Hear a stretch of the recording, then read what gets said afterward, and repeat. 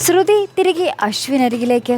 പ്രേക്ഷകർ ഒന്നടങ്കം കാത്തിരുന്ന ആ മുഹൂർത്തങ്ങളുമായി ഒരു കിടിലൻ പ്രൊമോ തന്നെയാണ് ഇന്ന് പുറത്തുവിട്ടത്. വേറൊന്നുമല്ല, ആദ്യം തന്നെ കാണിക്കുന്ന നമ്മുടെ അശ്വിൻ്റെ വീട്ടിലെ ലാവണ്യയുടെ ഇപ്പോഴത്തെ അവസ്ഥയാണ്. ലാവണ്യ ഇങ്ങനെ ഭക്ഷണം കഴിക്കാനിരിക്കുമ്പോൾ നമ്മുടെ മുത്തശ്ശി പറയുന്നുണ്ട് അത് അഞ്ജലിയുടെ സീറ്റാണ്, അവിടെ നിന്ന് മാറിയിരിക്കാനൊക്കെ നമ്മുടെ ലാവണ്യയോട് പറയുന്നുണ്ട്. അപ്പോൾ ലാവണ്യ എടുത്തപാട് ഇങ്ങനെ ചോദിക്കുന്നുണ്ട്, ഓരോ സീറ്റിനും ഓരോ കസേരയ്ക്കും ഓരോ അവകാശികളുണ്ടോ ഇവിടെ എന്നിങ്ങനെ ചോദിക്കുമ്പോൾ എല്ലാവരും അതെന്തോ ദഹിക്കാത്ത മട്ടിൽ ലാവണ്യയെ നോക്കുന്നതും കാണാം. ഒരു കണക്കിന് അവൾ ചോദിച്ചത് ശരിയല്ലേ.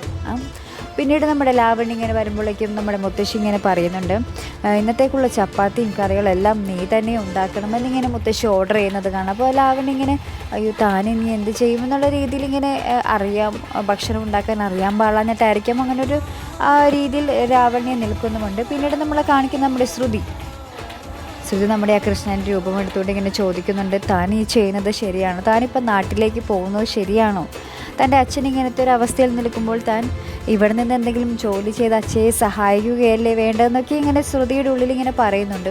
അപ്പോൾ താൻ ഇനി പോകാതിരിക്കണമെന്നൊക്കെ ഇങ്ങനെ ചോദിക്കുന്നുണ്ട്. അപ്പോൾ ഇങ്ങനെ എന്തോ ശ്രുതിയുടെ മനസ്സിലൊരു ഉത്തരവും കിട്ടിയിട്ടുണ്ട്. അപ്പോൾ എന്തായാലും ശ്രുതി തിരികെ പോകില്ല എന്ന് തന്നെയാണ് നമ്മൾ പ്രേക്ഷകർക്കെല്ലാം തോന്നുന്നത്.